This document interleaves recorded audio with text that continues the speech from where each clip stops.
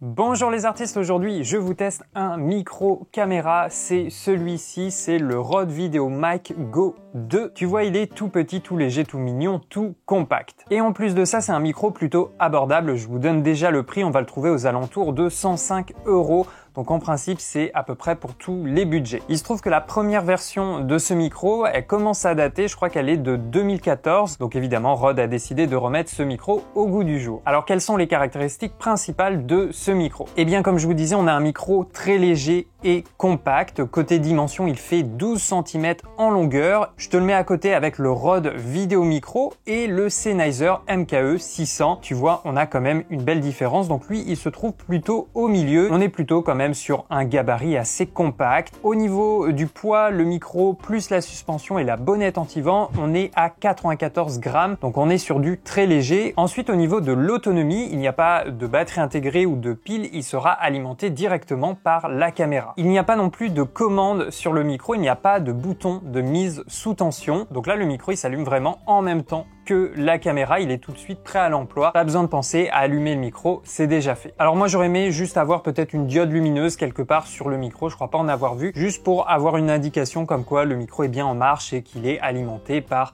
le boîtier, la caméra auquel il est connecté. Alors autre détail, il y a un serre-câble, un petit rangement pour coincer le câble sur la suspension. Donc ça c'est toujours un détail appréciable. Et puis on peut aussi régler horizontalement le positionnement de la suspension. Et puis enfin, dernière information importante, c'est un micro directionnel avec une directivité super cardioïde. Donc il va capter essentiellement les sons à l'avant et il y aura un petit retour aussi à l'arrière. Alors on y va tout de suite, on perd pas de temps, je vous fais écouter des exemples avec le Rode VideoMic Go 2. Donc voilà le premier cas, le premier exemple que je vous fais écouter. Donc là je suis en intérieur, style face caméra.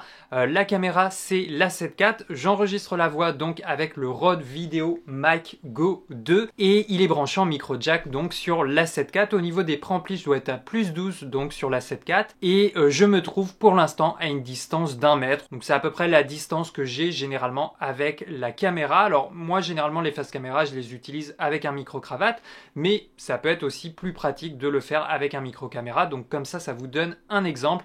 Je rappelle, je suis à une distance d'1 mètre en intérieur. Là on est dans un environnement assez contrôlé, il n'y a pas trop en principe de réflexion au niveau de l'audio, il y a quand même beaucoup de fournitures dans la pièce. Et donc voilà le premier exemple avec le VideoMic Go 2. Deuxième exemple, cette fois-ci je me suis rapproché, je me situe à peu près à 50 cm de la caméra du micro. On est toujours en mode un peu face caméra en intérieur. Là ça serait typiquement la distance qu'on pourrait avoir en vlog. Je suis au 24 mm sur l'A7 IV et tu vois là je tiens la caméra à bout de bras, donc je suis à peu près à 50 cm. Donc vous entendez toujours ma voix avec le Rode VideoMic Go 2. Alors là les capsules du micro ne sont pas à nu, il y a une bonnette anti-vent qui est installée dessus. C'est toujours une protection supplémentaire contre un léger souffle et surtout contre les plosives. Et du coup j'ai ajusté le signal avec les préamplis de la caméra. Je rappelle, sur le micro il n'y a aucune commande physique, on n'a pas de commande pour modifier le gain. Là la seule action qu'on peut avoir c'est sur les préamplis de la caméra. Alors cette fois-ci je vous fais une comparaison entre le Rode VideoMic Go 2, le Rode VideoMicro qui est encore plus entrée de gamme et le MKE 400 que je vous ai aussi testé sur la chaîne et qui est un petit peu plus cher celui-ci que le VideoMic Go 2. Alors à présent vous entendez ma voix avec le VideoMicro. Je crois que c'est un micro qu'on trouve aux alentours de 60 €. C'est un micro caméra mais c'est vraiment de l'entrée de gamme. Et puis maintenant vous entendez ma voix avec le Sennheiser MKE 400 que je vous ai testé il n'y a pas si longtemps que ça sur la chaîne YouTube. Le micro est dans une gamme légèrement plus élevée par rapport au Go 2 de chez Rode. Donc là tu entends ma voix avec le Go 2, je suis revenu à une distance d'à peu près 1 mètre par rapport à la caméra. J'ai ajusté le préampli, donc mine de rien c'est quand même intéressant d'entendre la comparaison. Alors je suis toujours dans la même configuration, distance d'1 mètre. On est dans une configuration face caméra, en intérieur, il n'y a pas d'éléments parasites, je suis dans un endroit relativement calme. C'est également un bon micro caméra pour débuter en vidéo et quand même avoir un enregistrement clean, en tout cas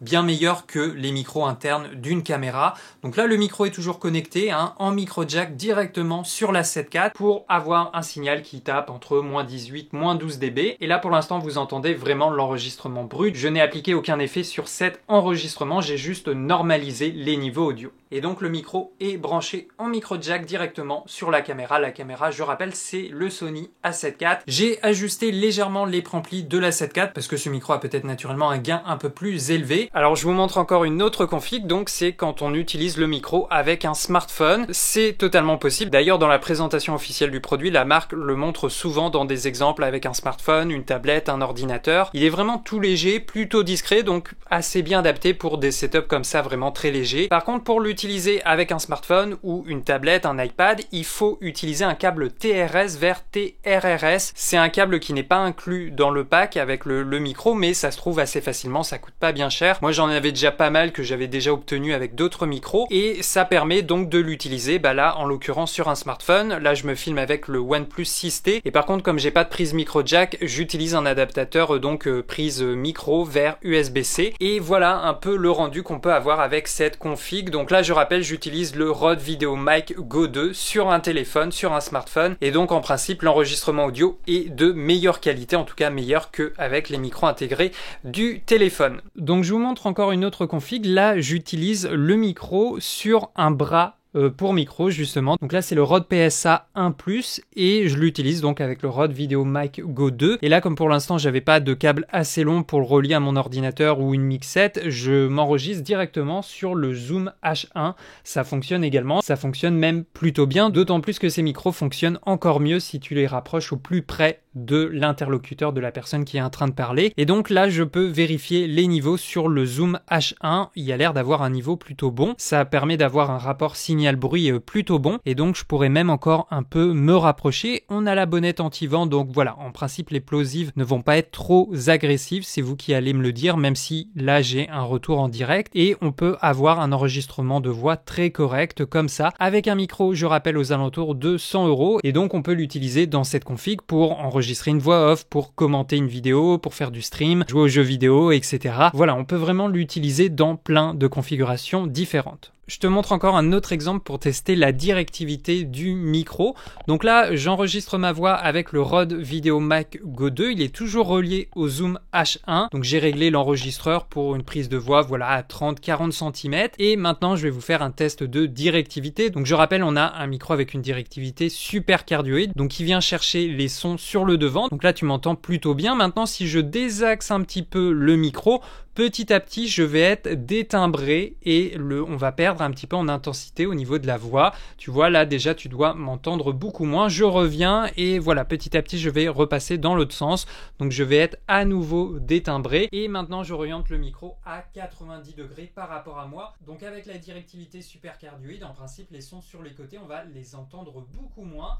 Et par contre, tu vas entendre légèrement les sons par derrière. Il y a un petit retour. Donc par exemple, si je suis en mode vlog et que je filme ce qui se passe devant au lieu d'être en mode face cam, eh bien, tu peux quand même parler un petit peu dans le micro. En principe, il y a quand même un petit peu de niveau. Mais évidemment, le son sera nettement meilleur quand on est dans la directivité du micro à l'avant de la capsule. Donc voilà, c'était pour vous faire un petit test de directivité. Là, pour ce setup, je rappelle, le micro, le Go 2 est relié en micro jack directement au Zoom H1 et j'utilise un petit trépied Manfrotto pour le support et éloigner quand même un peu la prise en main du micro. Alors, je vous montre encore une autre config. Je vous fais écouter un autre exemple. Ce micro est très intéressant parce que tu peux l'utiliser directement sur un ordinateur, par exemple via l'USB-C. Tu peux t'en servir comme micro de podcast ou pour une visioconférence, une voix off, une vidéo YouTube.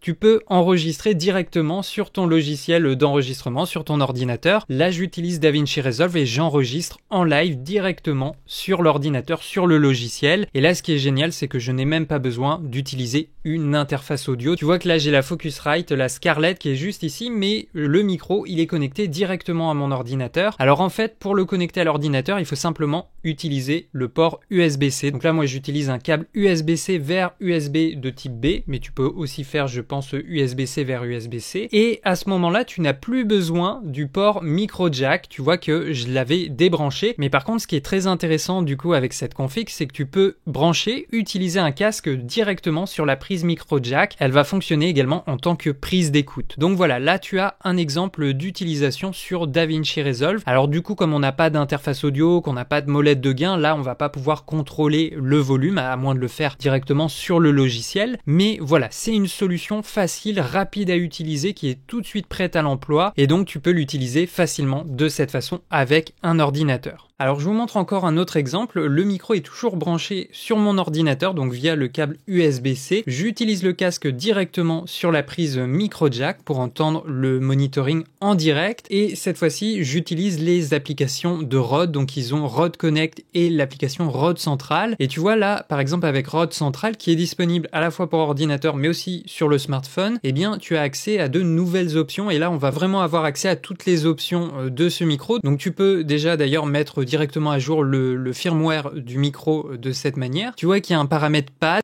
Alors là, si je l'active, tu m'entends quasiment plus. En fait, ça va descendre le niveau.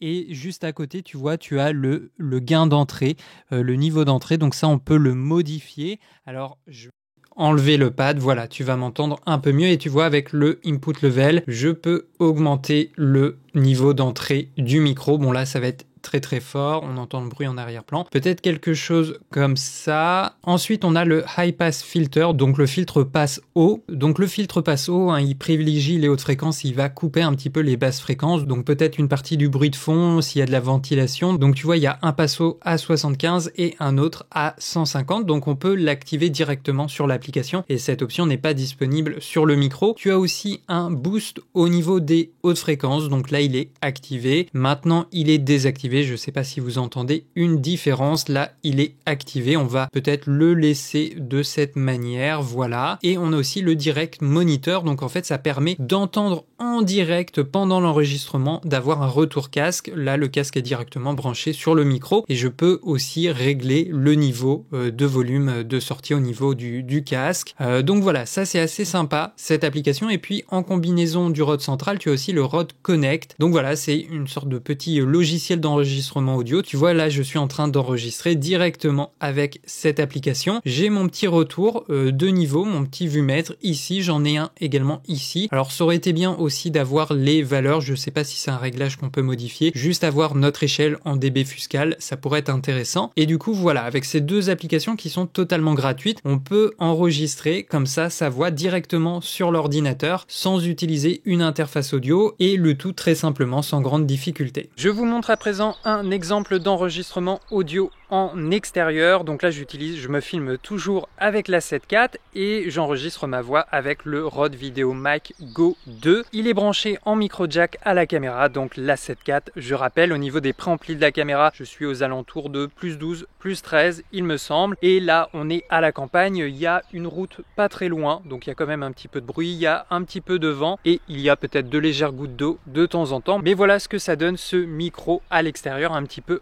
en mode type vlog. Je pense que c'est plutôt adapté pour ça. Il est relativement léger, donc là c'est pas trop lourd, même si la 7 IV commence à peser un peu, mais pour du vlog, pour des vidéos en extérieur, quand on a envie de voyager assez léger, ça va être un micro plutôt adapté pour ce genre de choses. Et puis là j'utilise donc la bonnette anti-vent, le Dead Cat, le Windjammer, pour évidemment me protéger du vent et éventuellement des gouttes d'eau s'il se met à pleuvoir. Donc voilà, dans l'ensemble, on a un micro assez performant pour son prix. Je rappelle, on le trouve aux alentours de 105 €. Si vous cherchez un premier micro pour votre setup, pour votre caméra, je vous recommande celui-là. Il va être adapté pour les setups légers. On a un micro qui est assez discret, ça ne va pas attirer l'attention. Alors il a quand même quelques différences avec son grand frère, le Rode VideoMic NTG. Déjà, le Go 2 a un tube un peu plus court par rapport au NTG, donc il a une directivité un petit peu plus large, alors que le NTG, avec son corps plus long, va vraiment capter beaucoup plus les sons à l'avant de la capsule avec une directivité un peu plus resserrée, et du coup il va capter des sons avec une présence un petit peu meilleure. Le NTG, il a aussi un autodétecteur pour l'informer à quel connectique, à quel type de connectique il est branché, c'est-à-dire TRS ou TRRS, et du coup on n'a pas besoin de changer le câble en fonction du type de produit auquel il est connecté, alors qu'avec le Go 2, pour la caméra il faut le TRS et pour le smartphone ou la tablette il faut le câble TRRS. Et puis autre différence, sur le Go 2 on n'a pas de commande physique sur le corps du micro à l'extérieur, alors qu'avec le NTG, on a une commande pour régler le gain, on a un filtre passe haut, on a un bouton pour booster les hautes fréquences, on a des options supplémentaires qui sont directement sur le micro, alors qu'avec le Go 2, on peut les avoir, mais il faut utiliser les applications qu'on a vues dans la vidéo. Et puis enfin, il y a aussi une petite différence au niveau du matériau de fabrication. Avec le Go 2, on a quelque chose de plus léger, qui se rapproche plutôt du plastique. Avec le NTG, on est plutôt sur un alliage d'aluminium. Donc voilà les différences entre ces deux micros. Évidemment, les prix designs ne sont pas les mêmes. Avec le Go 2, je le redis, on a quand même un micro très polyvalent qui peut s'utiliser avec une caméra, un smartphone, une tablette, un ordinateur. On a vu qu'on pouvait le brancher en USB-C, ce qui permet de l'alimenter et de l'utiliser. Et du coup, ça permet de libérer la prise jack et on va pouvoir brancher un casque pour avoir un retour en direct. Donc tout ça, c'est quand même assez intéressant. Après, voilà, ça reste quand même un micro à 100 €. Faudra pas trop lui en demander. Mais je pense que c'est vraiment un bon micro pour débuter. Il faut éviter les micros à 50, 60 €. En tout cas, pour les micros caméras, généralement, ça va pas être terrible. Là, je pense qu'on a un bon rapport qualité-prix, même si vous utilisez d'autres systèmes d'enregistrement, peut-être un kit HF avec un enregistreur externe. C'est toujours bien d'avoir un micro caméra, voilà, connecté à sa caméra pour au moins avoir un son de référence, avoir un son d'ambiance, avoir un micro pour capturer tout ce qui est bruitage et puis surtout avoir un enregistrement de sécurité. Voilà les amis, n'hésitez pas à me donner votre avis dans les commentaires et puis s'il y a un micro qui vous intéresse, que vous aimeriez me voir tester sur cette chaîne, n'hésitez pas à me faire signe. Comme d'habitude, vous avez les liens en description, c'est des liens d'affiliation. Je rappelle, c'est la meilleure façon pour soutenir mon travail sur la chaîne, c'est d'utiliser des liens d'affiliation, ça ne vous coûte pas plus cher et si vous appréciez mon travail, ça permet de me soutenir directement, donc c'est très important. Allez, c'était Benjamin avec Derrière les caméras. Ciao les artistes!